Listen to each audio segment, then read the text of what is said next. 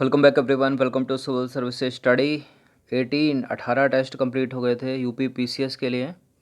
यह है test number 18। तो चलिए स्टार्ट करते हैं। आज डेट हो गई है 12 नवंबर 2020।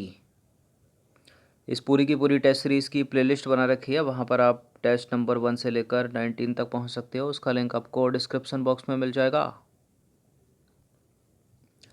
तो क्वेश्चन नंबर 1 पर आ जाइए। आदि गुरु शंकराचार्य द्वारा स्थापित 4 मठ कहाँ स्थित हैं? बताइए। 4 विकल्प है नीचे। श्रृंगेरी, द्वारका, जोशीमठ, प्रयाग, या फिर कांची भी है एक ऑप्शन, और नीचे एक पुरी भी है ऑप्शन, और नीचे एक अलग ऑप्शन वाराणसी भी है। शंकराचार्य द्वारा स्थापित 4 मठ कहाँ पर स्थित हैं? जोशीमठ में है, द्वारका में है, पुरी में है और श्रृंगेरी। ठीक है। प्रयाग में नहीं है, एलिमिनेट कर दो। कांची में नहीं है, एलिमिनेट कर दो। बनारस में नहीं है, एलिमिनेट कर दो। तो सी हो जाएगा इसका आंसर। तो देखिए, शंकराचार्य द्वारा स्थापित 4 मठ वर्तमान में जो हैं हिंदू धर्म के पथ प्रदर्शक माने जाते हैं। इनके विवरण इस प्रकार हैं। जो श्रृंगेरी है वो कर्नाटक में स्थित है, और पश्चिम में द्वारका गुजरात में स्थित है, पूरब में पुरी जो है उड़ीसा में स्थित है, और उत्तर में जोशीमठ उत्तराखंड में स्थित है। ठीक है।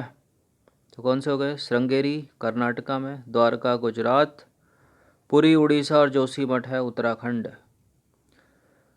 गुप्तोत्तर युग में प्रमुख व्यापारिक केंद्र था। गुप्तोत्तर लिखा है, गुप्तोत्तर, गुप्त का उत्तर यानी उसके बाद का युग। ठीक है। उसका प्रमुख बंदरगाह कौन सा है इसमें? Kannauj, option number A. तो देखिए, गुप्तोत्तर युग में व्यापार का केंद्र जो है उज्जैन से हटकर कन्नौज हो गया था। उज्जैन का महत्व गुप्त काल में शक विजय के बाद बहुत बढ़ गया था, जब चंद्रगुप्त द्वितीय ने इसे दूसरी राजधानी बनाया था। ठीक है। गुप्तोत्तर काल में हर्ष ने कन्नौज को थानेश्वर के स्थान पर अपनी राजधानी बनाया। अलग से प्रश्न पूछा जा सकता है, बन सकता है इस पे, कि गुप्तोत्तर काल में हर्ष ने कन्नौज को थानेश्वर के स्थान पर राजधानी क्या बनाई? कन्नौज को थानेश्वर के स्थान पर अपनी राजधानी बनाया। तो थानेश्वर के स्थान पर कन्नौज को राजधानी बनाया गुप्तोत्तर काल में किसने? हर्ष ने। ठीक है। कन्नौज जो है गंगा यमुना दोआब में स्थित होने तथा महत्वपूर्ण व्यापारिक केंद्र होने के कारण 3 शक्तियों पाल, प्रतिहार और राष्ट्रकूट के आकर्षण का केंद्र था। ठीक है।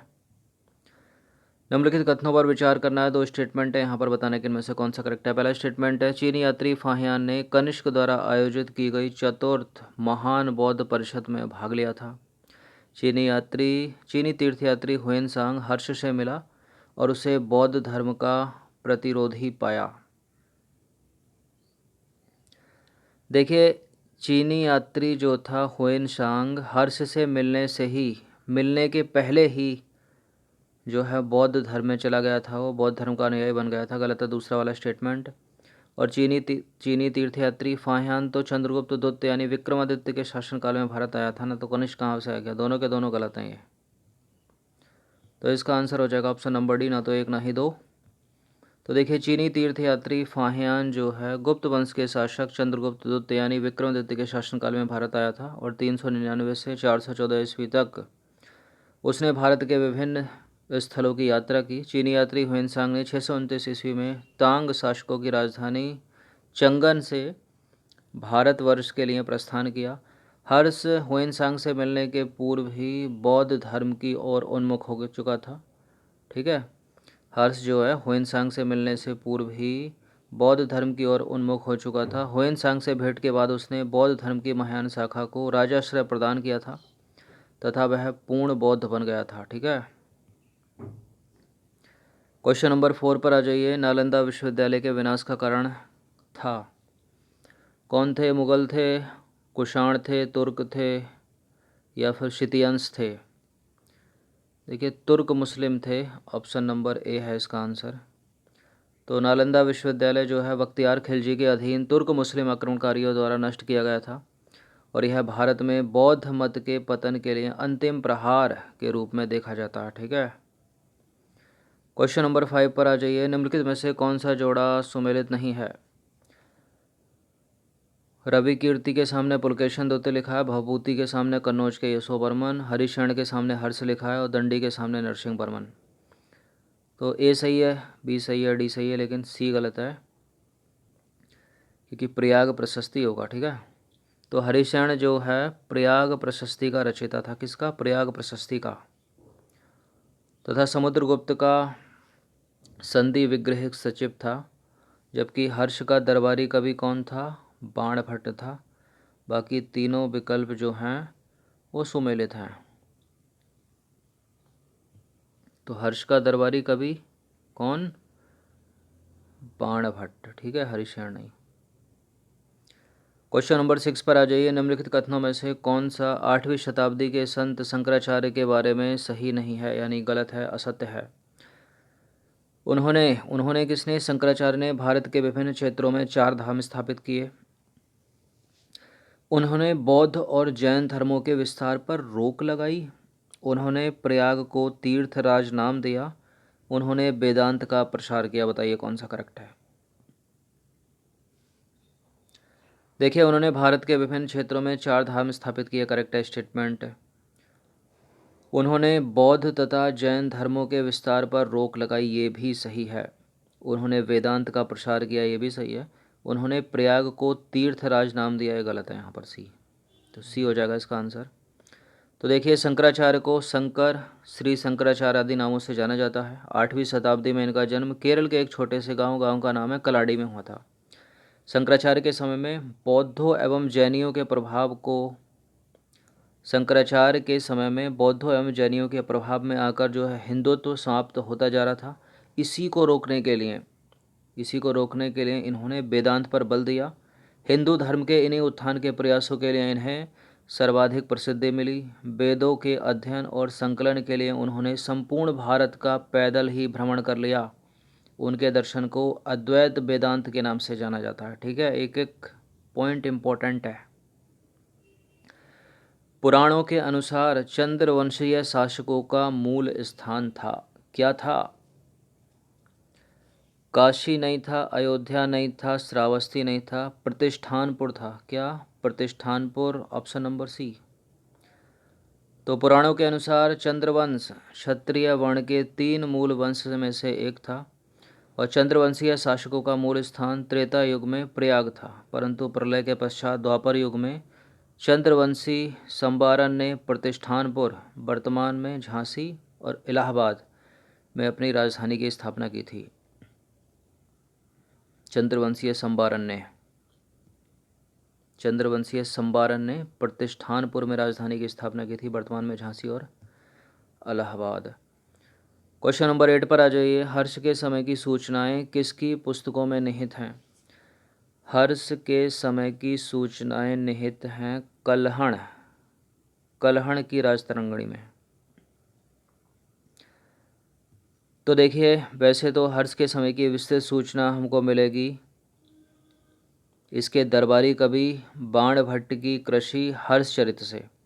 इससे जुड़ी कुछ सूचनाएं जो कि विकल्प में नहीं है, कल्हण की कृति राजतरंगिणी से भी मिलती हैं। कालिदास एवं हरिशरण की रचनाओं में हर्ष से संबंधित किसी भी सूचना का उल्लेख नहीं है, क्योंकि ये हर्ष से पूर्व के समय के हैं। ठीक है। नर्मदा नदी पर सम्राट हर्ष के दक्षिणावर्ती आगमन को किसने रोका था? नर्मदा नदी पर सम्राट हर्ष के दक्षिणावर्ती आगमन को रोका था पुलकेशियन दुत्य ने। ऑप्शन नंबर बी है इसका आंसर। तो हर्ष की विजय के फलस्वरूप उसके राज्य की पश्चिमी सीमा जो है नर्मदा नदी तक पहुंच गई। इधर पुलकेशियन दुत्य भी उत्तर की ओर राज्य का विस्तार करना चाहता था। ऐसी स्थिति में दोनों के बीच युद्ध जो है अवश्यंभावी हो गया और फलस्वरूप हुआ क्या? नर्मदा नदी के तट पर दोनों सेनाओं के बीच युद्ध हुआ, जिसमें पुलकेशियन दुत्त ने हर्ष को पराजित किया। पुलकेशियन दुत्त की ऐहोल प्रशस्ति एवं ह्वेनसांग का विवरण इस युद्ध के साक्ष्य हैं। ह्वेनसांग ने बताया इस युद्ध के बारे में और ऐहोल प्रशस्ति से जानकारी मिलती है। मौखरी शासकों की राजधानी निम्नलिखित में से कहाँ स्थित थी? मौखरी शासकों की राजधानी कहाँ थी? थानेश्वर, कन्नौज, पुरुषपुर या उपरोक्त में से कोई नहीं। तो कन्नौज थी। ऑप्शन नंबर बी है इसका आंसर। तो देखिए, मौखरी गुप्तों के सामंत थे जो मूलतः गया के निवासी थे। मौखरी वंश के शासकों ने अपनी राजधानी कन्नौज बनाई। इस वंश के प्रमुख शासक हरि वर्मा, आदित्य वर्मा, ईशान वर्मा, सर्व वर्मा और ग्रह वर्मा थे। ठीक है, मौखरी वंश के। गुप्त काल में उत्तर भारतीय व्यापार इनमें से किस बंदरगाह से संचालित होता था? प्रश्न इंपॉर्टेंट है, पहले भी रिपीट किया होगा मैंने टेस्ट में। गुप्त काल में उत्तर भारतीय व्यापार इनमें से किस बंदरगाह से संचालित होता था? भरूच लाकर गलत मत कर देना, इसका उत्तर है ताम्रलिपि। तो देखिए, ताम्रलिपि गुप्त काल में उत्तर भारतीय व्यापार का मुख्य बंदरगाह था। ताम्रलिपि आधुनिक पश्चिम बंगाल के मिदनापुर डिस्ट्रिक्ट में स्थित है। क्वेश्चन नंबर 12 पर आ जाइए। ईसा की तीसरी शताब्दी में जब आक्रमण से रोमन साम्राज्य समाप्त हो गया, तब भारतीय व्यापारी अधिकाधिक निर्भर हो गए किस पर? अफ्रीकी व्यापार पर, पश्चिमी यूरोपीय व्यापार पर, दक्षिण पूर्व एशियाई व्यापार पर, या फिर मध्य पूर्व व्यापार पर? ईसा की तीसरी शताब्दी में जब आक्रमण से रोमन साम्राज्य समाप्त हो गया, तब भारतीय व्यापारी अधिकाधिक निर्भर हो गए एशिया पूर्व एशियाई व्यापार पर। ऑप्शन नंबर सी है इसका आंसर। तो ईसा की तीसरी शताब्दी में जब हूण आक्रमण से रोमन साम्राज्य का पतन हो गया, तो भारतीय दक्षिण पूर्व एशियाई व्यापार पर अधिक निर्भर हो गए। क्वेश्चन नंबर 13 है, गुप्त काल में गुजरात, बंगाल, दक्कन, तमिलनाडु में स्थित केंद्र किससे संबंधित है? क्या होता था यहाँ? हस्तशिल्प, अफीम की खेती, बहुमूल्य मणि एवं रत्न, या फिर वस्त्र उत्पादन? तो वस्त्र उत्पादन के लिए फेमस थे ये। ऑप्शन नंबर ए है इसका आंसर। तो गुप्त काल में गुजरात, बंगाल, दक्कन, तमिलनाडु वस्त्र उत्पादन के प्रमुख केंद्र थे।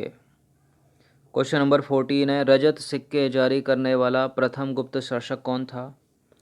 रजत सिक्के जारी करने वाला पहला गुप्त शासक था द्वितीय चंद्रगुप्त द्वितीय, यानी चंद्रगुप्त विक्रमादित्य। ऑप्शन नंबर सी।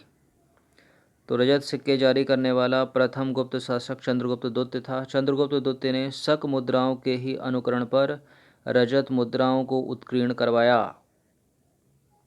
क्वेश्चन नंबर 15 अंतिम प्रश्न है ये। गुप्त साम्राज्य के पतन के विभिन्न कारण थे, निम्नलिखित में से कौन सा कारण उसमें शामिल नहीं था? हूण आक्रमण, प्रशासन का सामंतीय ढांचा, उत्तरवर्ती गुप्तों का बौद्ध धर्म स्वीकार करना, अरब आक्रमण? बताइए बताइए कौन सा कारण नहीं था गुप्त साम्राज्य के पतन का? हूण आक्रमण था, प्रशासन का सामंतीय ढांचा था, उत्तरवर्ती गुप्तों का बौद्ध धर्म स्वीकार करते जा रहे थे लोग, अरब आक्रमण इसका कारण नहीं था। डी गलत है यहाँ पर। तो देखिए, गुप्त साम्राज्य के पतन के कारणों में से अरबों का भारत पर आक्रमण इसके लिए उत्तरदायी नहीं था। तो 15 प्रश्न थे ये हिस्ट्री के इम्पोर्टेंट। पहले इनको प्रैक्टिस करना, फिर उसका रिवीजन कर लेना कम से कम एक बार। धन्यवाद।